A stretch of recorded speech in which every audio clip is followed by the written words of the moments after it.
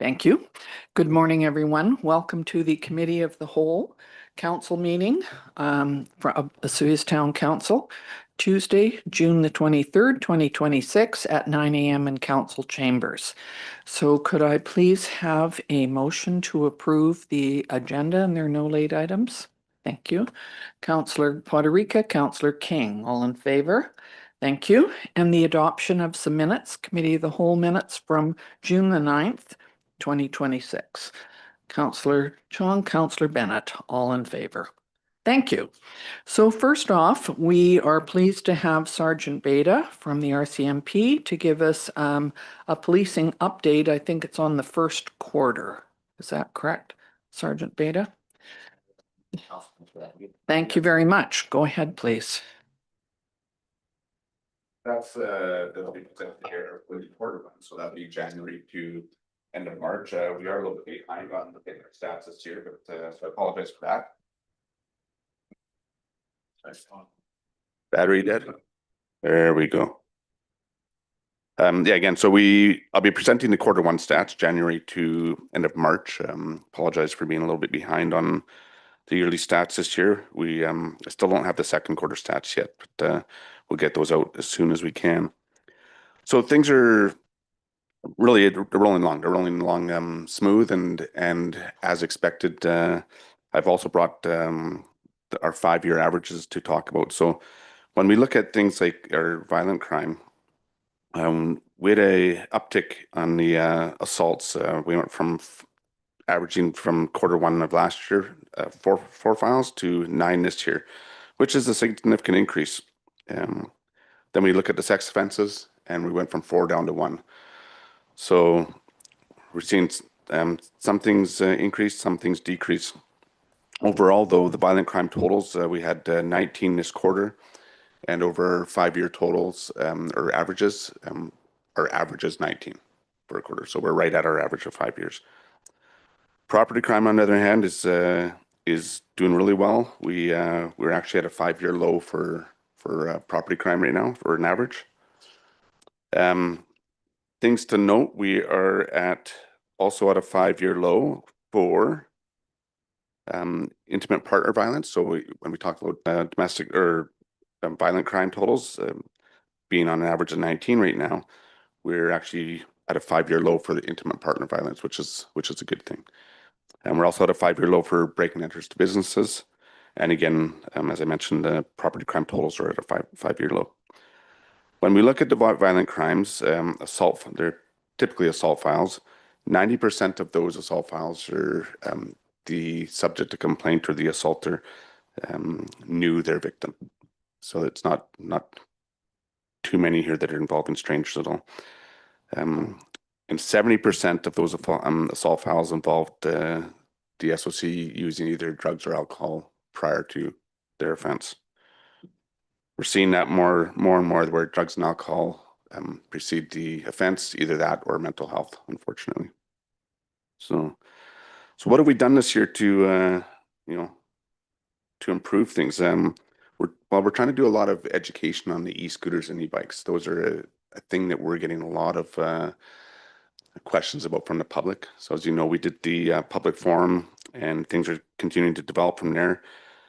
We've done a lot of stuff through the media about it, and we teamed up with the town to hand out some pamphlets whenever we see a person under 16 or someone that's riding, maybe of age, but riding it not appropriately. We'll provide them with a pamphlet that explains the legalities of it, what is allowed and what isn't allowed, and we also talk to the parents to try and educate.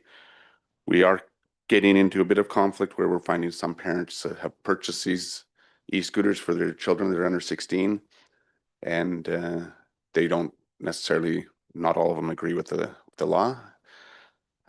Fortunately, we have to enforce the law, so we're starting at the education portion, and we will be having to move to enforcement because some people just do not want to abide by it. So we also provided posters about e-scooters and e-bikes to the schools. Schools have been really good in helping support us getting our messages out.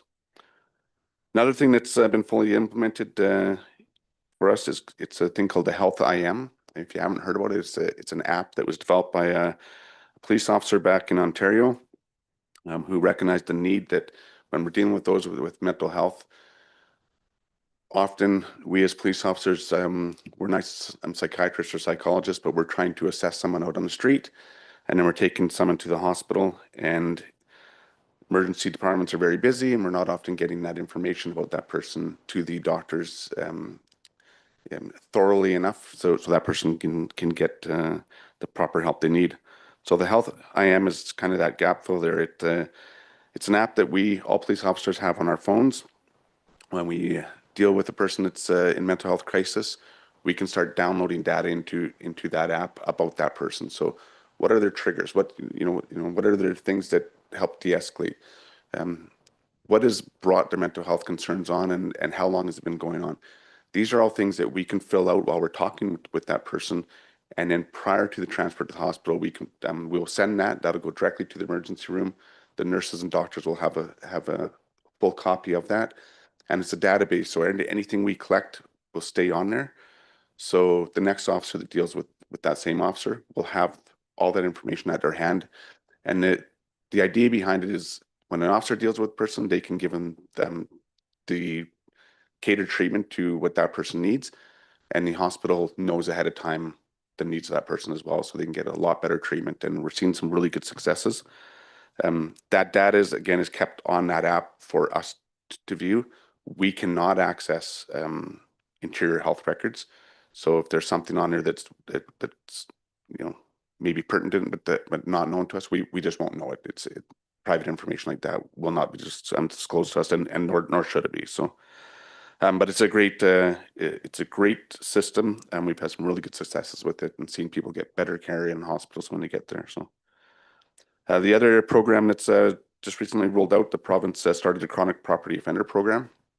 So often property crime in a community is committed by one or two individuals, and it's consistent that those two, maybe three people are the ones causing all of it. So what the province has done is started a program where in each community we can identify who our chronic property offenders are. They will be given a dedicated Crown Counsel. That dedicated Crown Counsel will have the whole history on that person's criminal record. And when we find them committing, we contact that Crown, and then again that Crown can ensure that the judge knows this person's complete history. So it's not just arrest a person and have them out within 5 minutes. There's a lot more detail and background that the judge will have in front of them when they're making the decision to release or not. So resources. We had one of our members that had been off for long term come back to work in, I think it was May, so that's good. Corporal McNeil, formerly Constable McNeil, who's been with us for 16 years in Oswego here, has been promoted to corporal, and he is now our operations commissioned or non-commissioned officer. It was we had quite a few applicants, really good applicants, but in the end, we felt that Corporal McNeil had the experience to work, the knowledge of the community to take on this role, and we're really pleased that he got the position. Late last year, we had two constables come from Depot in Regina, so new constables. And when they come, they go through a 6-month field coaching program to ensure that they're ready to go on their own. Both those Constables Gill and Constable Saney, have completed their field coaching, and they're now at full status with us. So that helps our resources as well. We're still working on filling. We have a number of vacancies that we're still working on filling. I talk to staffing regularly, and we have a fella I mentioned before down in Chilliwack that's transferring here. So he's had trouble selling his house, but the market does sound like it's picking up, and he's getting some more showings. So hopefully things will change there soon. For the summer, just like last year, we'll be bringing members in from outside, whether it be Kelowna, Penticton, and as far away as Lower Mainland to help us. I think it's important to make sure that we don't run too short and burn our members out.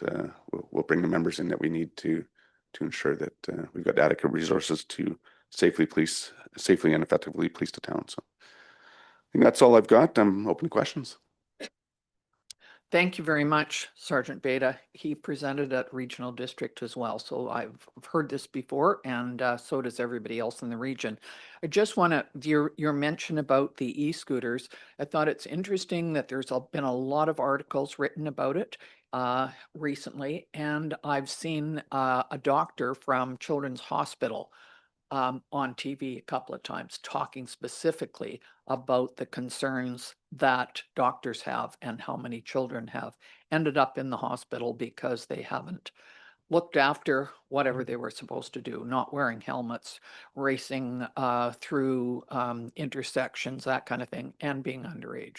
So I'm glad that that was started, and thank you for doing what you did here, because I think it kind of started the talk down here in the Okanagan. So, and I'm glad that you explained about the mental health thing that you have on your computer. That I think is going to be very helpful as well. I'm just going to see if anybody has any questions. Councillor Chong. Thank you. And thank you for coming in and making the presentation. In terms of the budget, how are we sitting compared to last year? So it's so early right now. Our budget starts in April. It's different than the town budget. Our fiscal year's April to April, or April to end of March.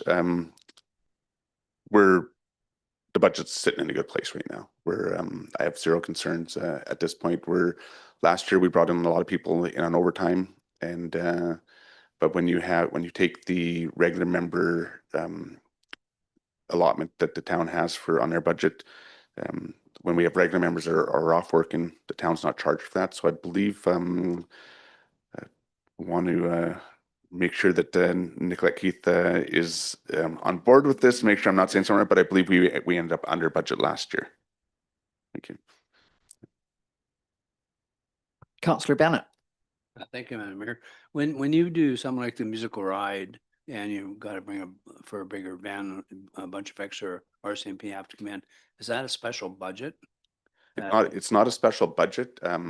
So the town is responsible for anything that regular time and overtime that happens in town boundaries.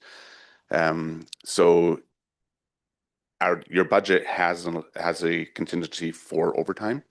It says whether I can stay in that contingency or not. The contingency is very, very low. So we usually go over on the overtime, but the savings comes on this part where we have the regular members that are off that you're not paying for. So and if it's something that's provincial, so if I have members coming in and working on the lake, or if it's a provincial holiday, then a lot of the overtime will be charged to the province instead of the town. Councillor Poderica. Thank you, Worship.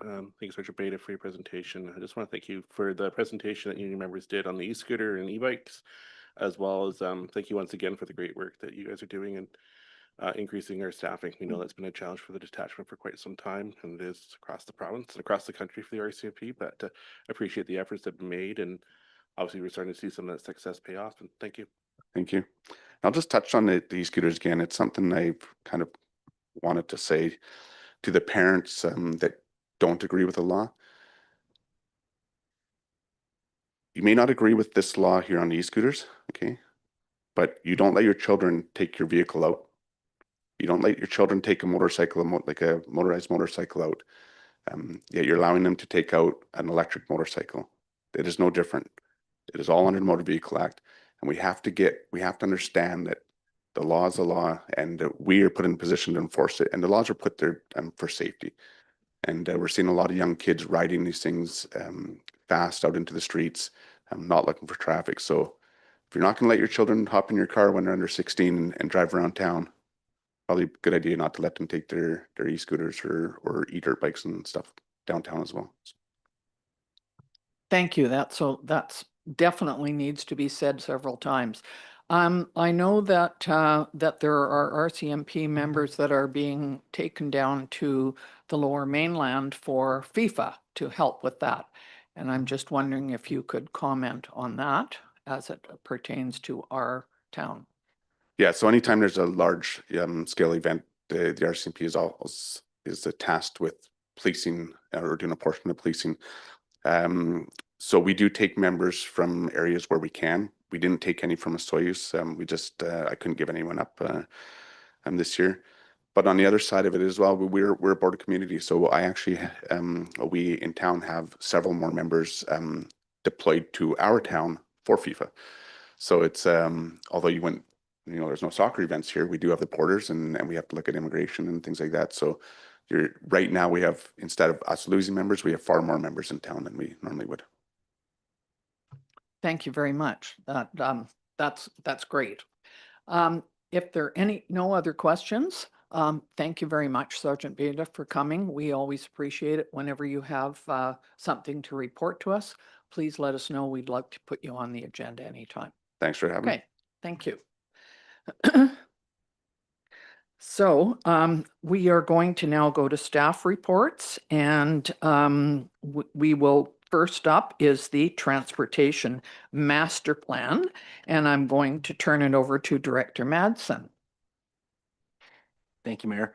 Just as a bit of a recap, in the summer last year, we issued a request for proposals for consultants to complete a transportation master plan and a road condition assessment. This was awarded to Urban Systems Limited and Tetra Tech as their sub-consultant for the road condition assessment portion. The study involves reviewing the growth of the town and increasing demand on the transportation network, identification of priorities for road asset renewals, community objectives, and other planning documents related to the town's transportation infrastructure. There was an update provided to Committee of the Whole back in February, and as part of the second phase of that was part of the second phase of the project. And with that, I would like to turn it over to Cameron Noonan from Urban Systems to provide the second update. Thank you very much, Cameron. Please go ahead.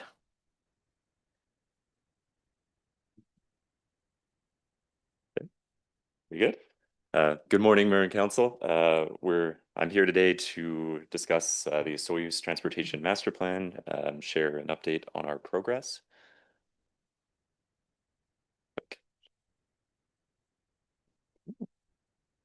So quick agenda here, starting with a project overview and timeline, then moving into the results of our first engagement from earlier this year. We'll talk about our proposed vision and goals, some highlights of recommendations in the plan, and then finishing off with next steps.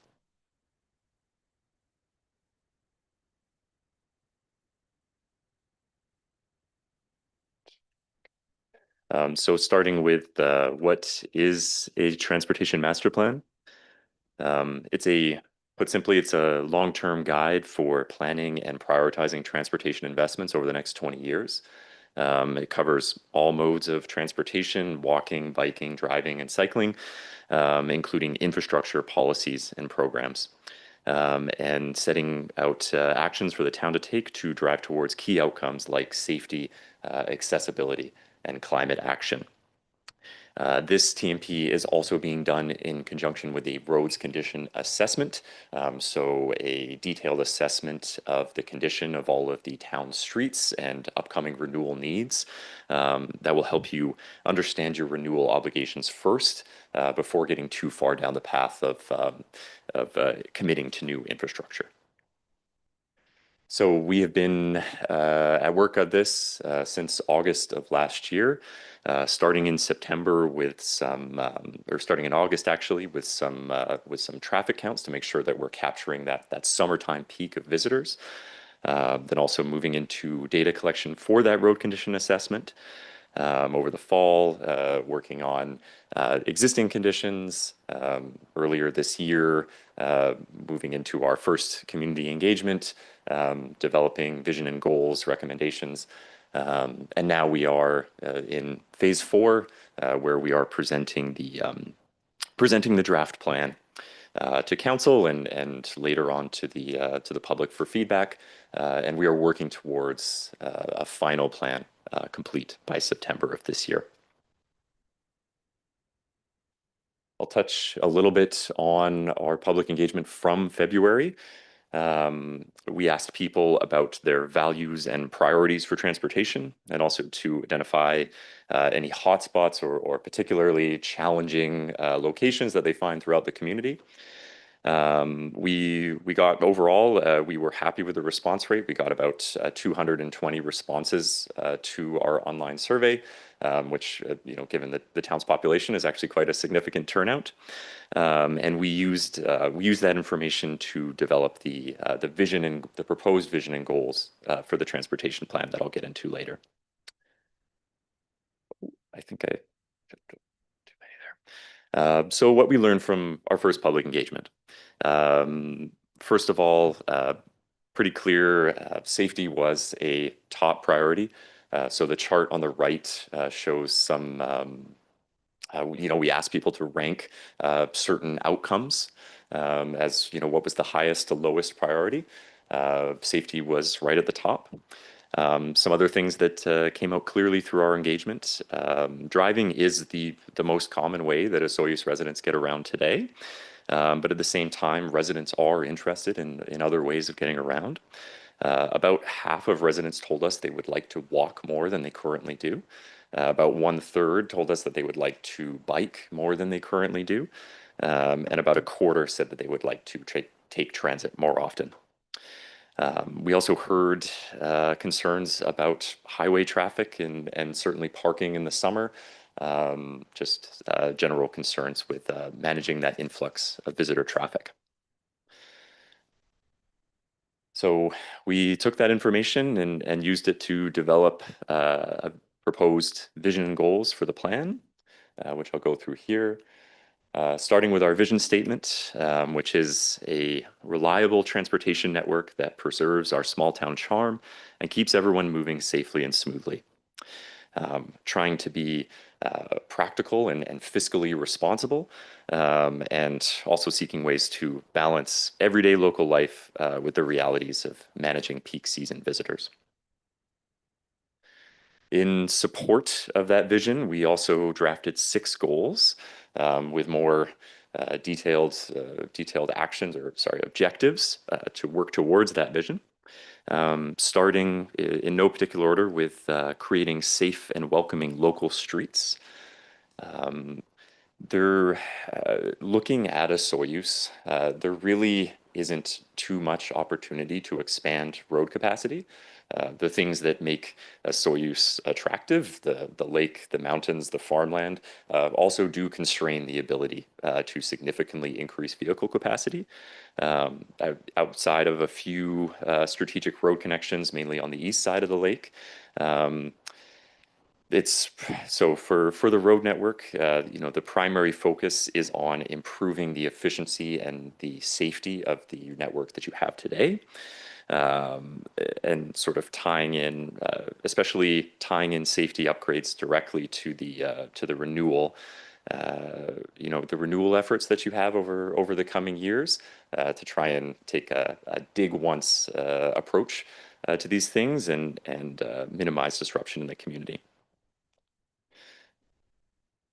Second goal, build an age-friendly and connected walking network where everyone from young children to seniors can move comfortably and safely throughout town. And key actions here include filling existing gaps in your sidewalk network, improving crosswalks, making sure that you are designing for all ages and abilities, and also formalizing responsibility for snow clearing in order to maintain year-round access. Another goal is to connect the biking and multi-use pathway network, building on the town's existing multi-use pathway network, which is in fact quite extensive, by filling in those remaining gaps and creating a fully connected and safe network. Kind of actions towards this will be looking at new design strategies in order to close those gaps faster, generally looking to separate people walking and people biking or riding e-scooters over time, but also looking for ways to manage your existing shared paths more safely. And also another action here is to look at providing more bike parking throughout the community.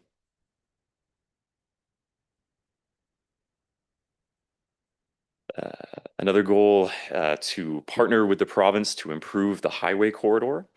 ensuring that it's a welcoming main street for the community, but also balancing its important interprovincial role in long distance travel and trade.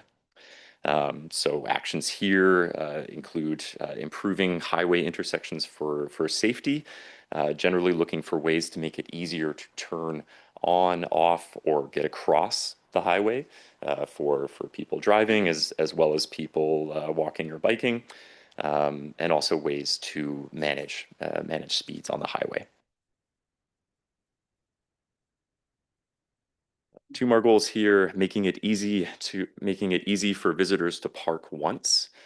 So recognizing that the vast majority of visitors to Osoyoos currently arrive by car. That's not likely going to change in the future. But this goal is about giving them options to get around once they arrive.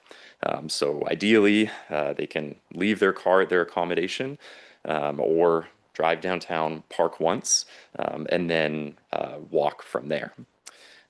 And really, this is all about trying to minimize the short driving trips around town that ultimately account for most of the difference between summer and winter traffic in town. And finally, improve transit and shared transportation. This goal is aimed at making it easier to get around without a private car by offering accessible, well-promoted transit and shared mobility options, whether that means better public transit within town or increasing regional connections to Oliver and Penticton, managing the shared e-scooter program to get the most potential benefits for residents and visitors, another option of a new way of getting around, but also trying to minimize the impacts of improper riding and parking. So that's an overview of the vision and goals. I'll now get into some of the highlights of the recommendations. Starting with our general process of how did we arrive at these recommendations. It started with gathering ideas. We had the benefits of not starting from scratch on this project. We had, for example, your DCC update, which is in progress, the active transportation plan, which was completed in 2023, as well as ideas that we heard through the public engagement in February. So we had a good starting point of ideas to work with, and then we began ranking priorities based on the alignment with the vision and the goals that I shared earlier. But really, in order to maximize the financial efficiency of this plan, we really started with coordinating with road renewal and that road conditions assessment, as well as looking for opportunities to coordinate with your water and other utility projects as a starting point for kind of ranking and prioritizing improvements.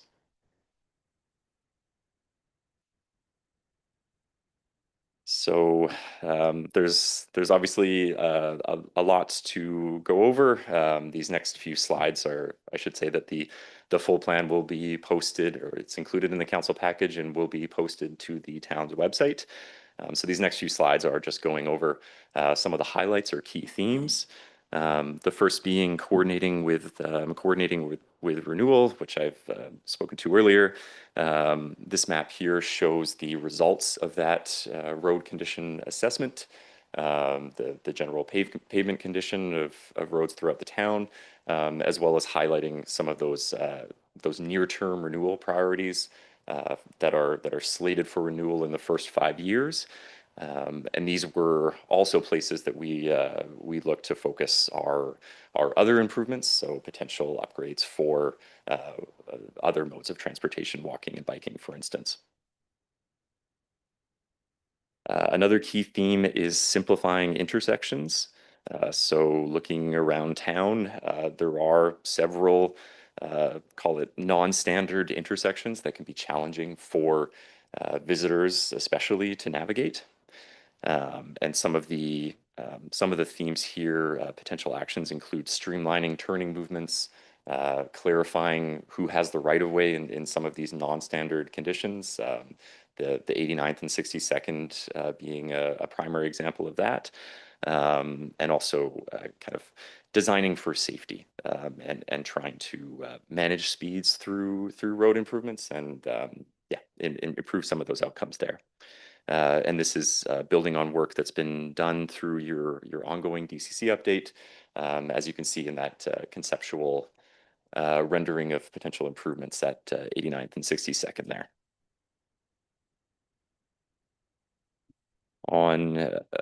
On a theme of connecting pathways, we're recommending that you prioritize completing what we're calling a lakeside or a spine kind of core of your network that we've highlighted there on the map on the right. Roughly half of this network exists today with the Pioneer Pathway and also the pathway along Lakeshore Drive. But kind of in the coming years, the town could seek to complete this network with the ongoing project on 89th and potential near-term projects on Kingfisher and Oleander. We're also recommending for future projects looking for ways to separate people walking and biking on this spine network. Recognizing that we are already seeing some challenges with users moving at different speeds, sharing those existing multi-use pathways. So if possible, when looking at future projects, trying to future-proof that network for higher demand. But at the same time, recognizing that is a longer-term goal that will happen gradually, and there may be some locations, certainly the bridge, that will be challenging to retrofit. Moving on to parking, some key actions here.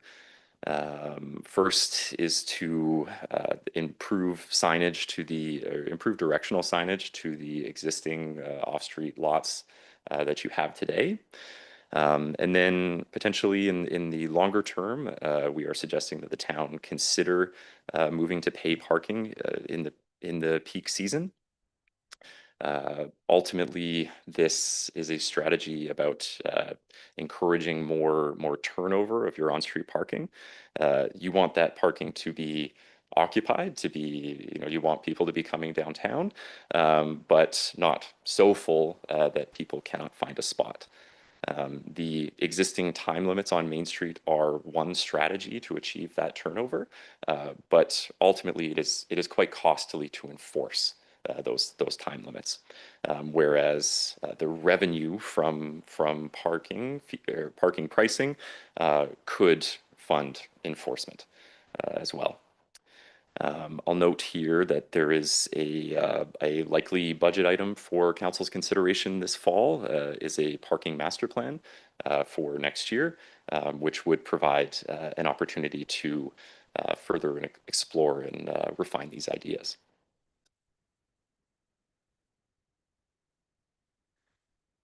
Another, in keeping with the theme of making it easier to turn on, off, or get across the highway,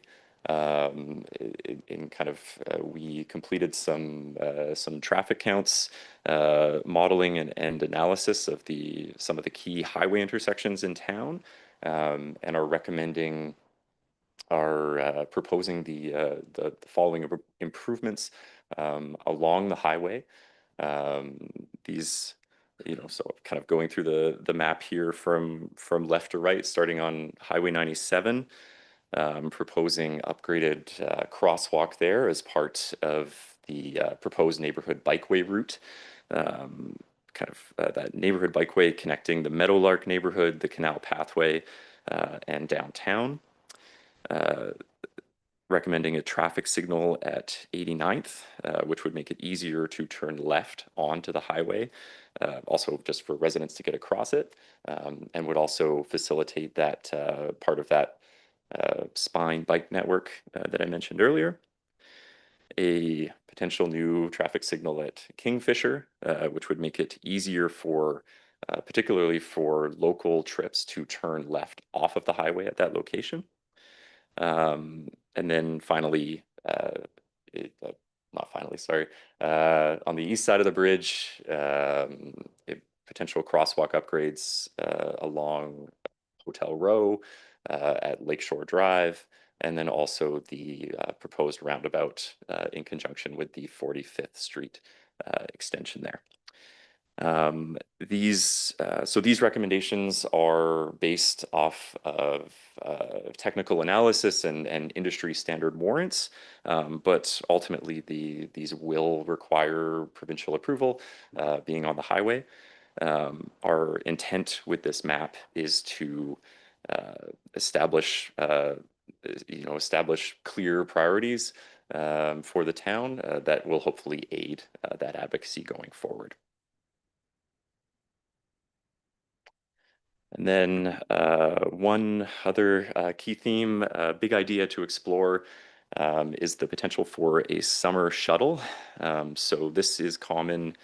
Most other BC resort municipalities operate some kind of shuttle service that is separate from the regular BC Transit service. Typically, they use a mixture of the provincial, like the resort municipality funding, and some kind of private funding. There are various mechanisms involved there. A summer shuttle offers some potential benefits for the town. It could be a more flexible and financially pragmatic way to increased shared rides in the town in the short term, and taking advantage of the fact that much of your visitor accommodation is along a relatively straight line. So those were some highlights of the draft plan. Moving on to next steps, we are going to be we're going to be presenting the draft plan in person at the farmers market coming up here on July 4th from 9 a.m. to 1 p.m. The plan will also be posted online on the city's website for public comment, and we'll be doing an online survey running for most of the month of July. And then based off of feedback that we hear from the public, as well as from council, we will be revising the plan and bringing it back for council's consideration in September. Yeah, so that's all presentation for today. Yeah, your motion before you today is to receive this for information, but also happy to take any feedback or answer any questions you may have. Thank you very much. And we've certainly, you've given us lots to look at in this plan. I spent several hours going through underlining, and so thank you very much for that. You've given lots of ideas that I think we've sort of tried to bring up once in a while. We do have some of them in our long range plan, but thank you for coordinating it and putting it all in a document we can understand. I will certainly turn this over to council to see if they have any questions about your presentation. And thank you very much. And the road assessment is that's very helpful as well. Anybody have any questions? No, we all understand it. Partly it takes money to do all these things. And in the back of our minds, we're thinking, how much can we afford? So one of the things that you did mention was doing roads and water, excuse me, water and sewer and curbs all at the same time, which is exactly what we're doing right now in parts of the town. So we appreciate it. Go ahead, Councillor King. Thank you, Madam Mayor. When you make this presentation, are all kind of things equal, roads, sidewalks, transportation, like walkways, or does one kind of move ahead of the other? Through the chair, certainly looking at the overall investment of the plan, it is like there is more investment in road renewal and new roadways, recognizing that is how your residents get around today, and also just the scale of the existing infrastructure that you have today. So there is significant investment in maintaining your road network and also improving the safety and efficiency of it for people who are driving today. That said, it also is there are some pretty significant actions at improving other options, making it easier to walk and bike around town, recognizing that that is ultimately the most cost-effective strategy for the town to deal with rising, increased transportation demand from summertime visitors. Thank you. Fantastic report. I think it's important to note that master plans like these are living documents, right? As time changes, as public input is added on, it evolves as such. There wasn't really much I don't think any mention of low-speed vehicles. I know we had approved them fairly recently. Would that be a consideration for future updates with the master plan? Through the chair, so my understanding is that low-speed vehicles you have adopted them into your traffic bylaw, and so they are legal on streets that are posted below 50K in the town today. Yeah. They should travel top out at like 30K, but they can drive on highways which are 50K an hour and under, and they can cross highways that are 80K and under. But one final thing to say there is one proposed action that we do have in the plan is considering a 30K speed limit on the town's municipal streets, on the local roads, which would certainly I think aid the uptake and adoption of low-speed vehicles, helping them integrate kind of more naturally into traffic flow. Okay, well, thank you very much. We appreciate you coming down and explaining this to us. And we will continue to look and see what we can use as part of this immediately and follow up here. So thank you so much. We appreciate it. Okay, and what we need now is a recommendation.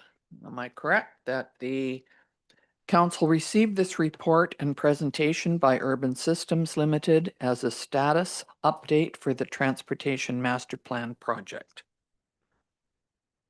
You're moving it. Thank you. Seconding it, Councillor Chong. All in favor? Thank you very much. Okay. We're going to, thanks, Director Madsen. We are going to turn over to Director Davis for the Parks and Trails Master Plan final amendments.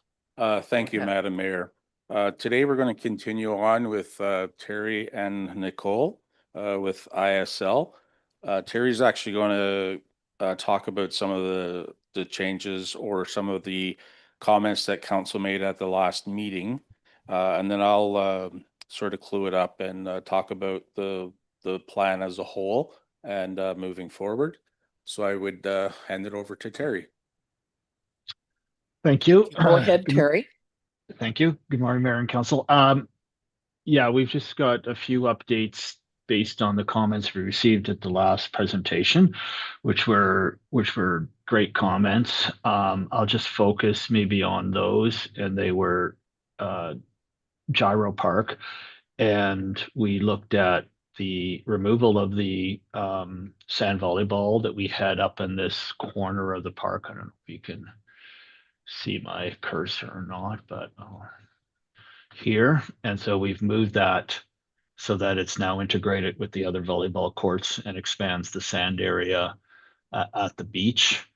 The second item that we did was there's a slight rotation to the band shell so that this green space in here becomes much more integrated with the band shell itself. And we've also highlighted on the north end the concept that was mentioned in the report, but wasn't clearly articulated on the drawings, this was an opportunity then for temporary staging for this event space in this location, the larger green space, which is a little more evident when you look at it without the senior center. So this gives us an opportunity, and it's explained in the report in more detail, the idea of one big event space, one larger event space, or a smaller event space related to the band shell. So it gives much more flexibility for programming of this area. And the sand volleyball courts now that are sort of extend the visual of the beach area and consolidates the volleyball activity. The playground area stays in here, and we have a sort of a covered seating area, shade area, so it serves both the beach area, the volleyball, and the playground. The other twist is we've realigned this walk connection, which had been coming up more and tying into here. This comes along the beach area, and I think gives a bit better plaza area here at the end of this, and where you've got the Wibbit and this whole activity area here. So this plaza area sort of serves, more purpose now, and it's a better connection. So all in all, they were great comments. I think it improves this concept quite a bit. The other thing we added in there, and I won't highlight it's in the text, the introduction to the gyro park part is just reinforcing what was in the introduction, that this is a master plan. It's subject to change after consultation and evolution of the design, etc. So we've just added a little bit of text in the master plan document to highlight that. I think those were the changes we had, but I think Gerald, you wanted to talk a bit about some of the other park spaces or the content in the report as well. Thank you very much. I'm not sure, Director Davis, are you going to? Yes. Okay, go ahead. Thank you, Madam Mayor. So pulling this all together in the last little while has been a little bit of a challenge, but I think we're on the right pathway. What I did want to do is I want to talk about some of the current projects that are mentioned in the Parks Master Plan that we've actually already did some work on, or we've already started or have identified. Kinsman Playground. Last year we did an upgrade to some of the equipment. We also made it more accessible. So the accessibility to that park hopefully will increase as we move along. We have had some discussions with some other user groups in town that do want to make some more improvements. But the biggest thing there is making some connections to some of the pathways that would be easily accessible. The Southeast Meadowlark Playground. This has been something that's been done on the books for quite a long time. It's been awarded, and we are now moving forward. I'm not sure if they've actually dug up any dirt yet, but we're definitely right on the brink of doing that. So the goal with this right now is to have this done by the end of the summer or sooner.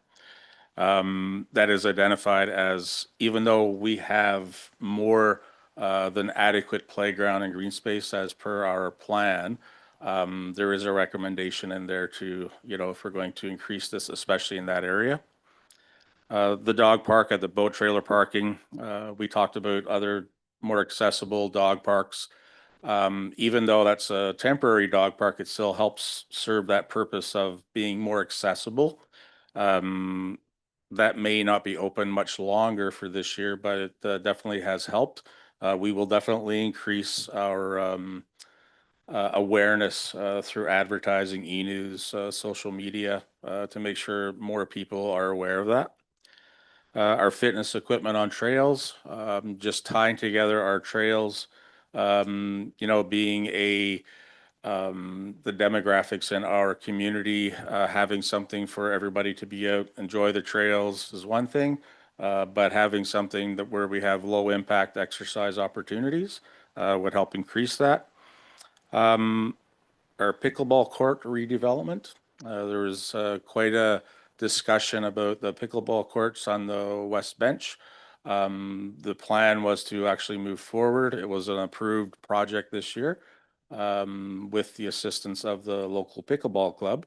And the hopes is that we would actually continue on with that and get something done before year end this year. And just wanted to mention another item at Desert Park. Even though we've got Desert Park and we've talked about it quite a bit for future, the building, the activities, we did start a new pitch. Never mind the pun, but we are putting a pitch in place, and it will be part of the cricket ball or the cricket. Wow, the cricket pickleball opportunities up there.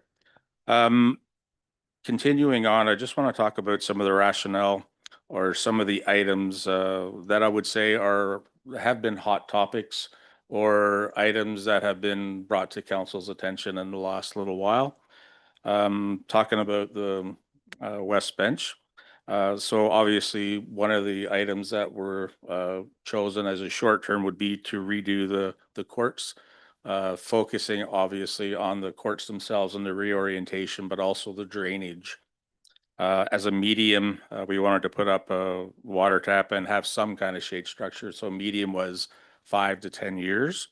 And also the long term, once the membership or the use of the courts, especially for pickleball or tennis, got to a certain amount, the recommendation, and this could be in the next 10 to 15 years, was to build more courts. There were some items in there and how we actually get true information, putting a camera in place to actually see that, doing a privacy impact assessment, but to really truly see what happens up there, because we do know we're probably maximized from 7 a.m. till noon. But following that, the courts are not as used as much just because of our climate and the amount of people that want to get a good sweat on. Kinsman Park, as I had mentioned before, we did do an update to our accessible playground. There was some discussion in the past about putting another dog park at Kinsman, even though we do have something temporary at the boat trailer parking lot. This is still an option for council to discuss as we move forward, but more so as a medium term in the next 5 to 10 years and not immediate. So it's, again, as Terry had said, there is some opportunity as we move forward with this as a guideline, and making sure that we talk to the community and all our stakeholders to see what and how we can do and make this better as we move along. The skateboard park, we had talked about, adding a bike park there, bike pump track, which would be fantastic depending on what we do with the residential housing there. It is zoned for active recreation, which is a good thing. But again, that area and choosing the right area for a pump track would be based on doing a study of, how we can actually plan and put that in place. Desert Park, obviously we're doing a lot up there right now, not just with the building, but with bringing new activities in with the harness racing on the cusp. And I think we all need to realize that the biggest beneficial thing that we have with Desert Park is it's a large park area dedicated for recreation. And as we move forward, some of those advantages might even become more so because we may have a better, bigger vision once certain things fall into place. And I I want to talk about some of the other master plans that does enhance or are part of the plan that we have now. Obviously, the plan that we just heard, there are a number of items that would definitely tie in, support, even for grant opportunities as we move forward. It's been mentioned a few times that this is a living document. We will be referring to this when we come back to council during budget discussions, deliberations on how we're going to strategically put some of these things in place. And I do believe that the plan itself shows a really good vision and how we can make all these things a little bit better. We did have an accessibility plan just in 2025, identifies greatly a number of items, whether it's a sidewalk improvement or just accessibility in parks in terms of the fitness equipment, et cetera. So having you know, the presence and awareness of the needs of the community and what we're trying to, you know, bring forward, I think would be greatly enhanced just through the addition of all these other documents. One last thing in terms of that is the Resort Municipality Initiative. So we just did a new strategy that was completed for the next 3 years, 2025 to 2027. And with that, we have a number of items related to our parks, which were mentioned prior, like the fitness equipment. But we also have allocated funds for next year for Gyro Park.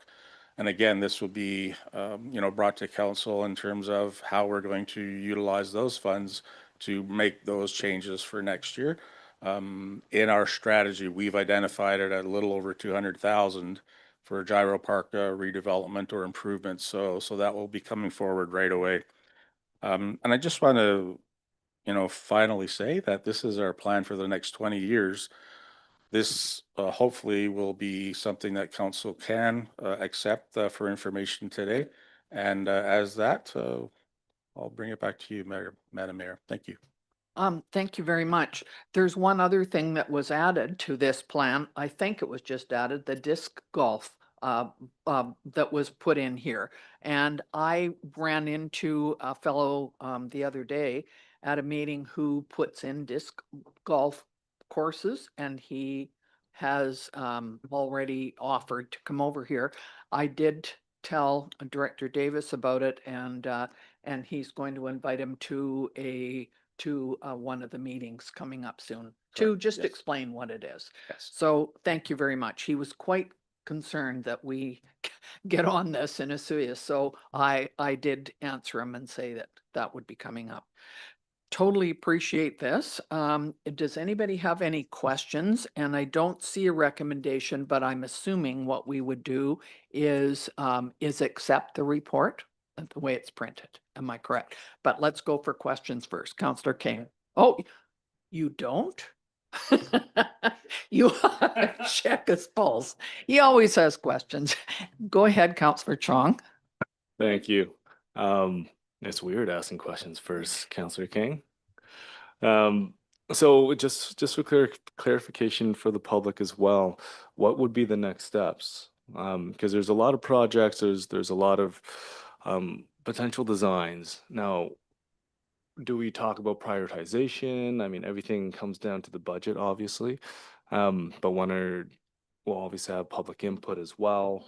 So I think it would be prudent to maybe do a general or high level kind of outline as to how this plan may actually come into fruition over the next 20 years. Thank you, Councillor Chung. So one of the reasons I wanted to bring forward some of the items that we're already doing is to kind of tap into how we're progressing initially right now. But you're correct. As we move forward, some of those priorities are definitely going to become higher priorities, and that will be brought forward, you know, either through our own communication, through staff, or through each department and how we bring that forward.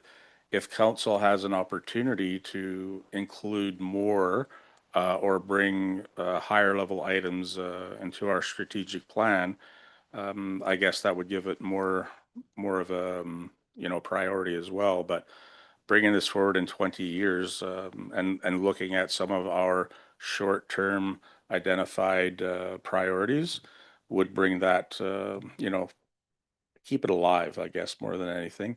And I think that's where we start. You know, the short-term priorities, looking at those for the next 1 to 5 years would definitely be something that's already either discussed in our budget or approved for, you know, a year or 2 or 3 down the road. Bringing it beyond that, we can tie into a 10-year financial plan, identifying where these items will land or end up. Okay, anybody else have any questions, concerns? Okay, so is there someone who would like to make the motion that we accept the report? Councillor King, Councillor Chong, all in favor. Thank you very much, everybody. And thank you to Terry and Nicole on the screen. Thank you for joining us today. All right. Thank you. Thank you. I believe we are at the terminate 1, 2, the usual 2, count.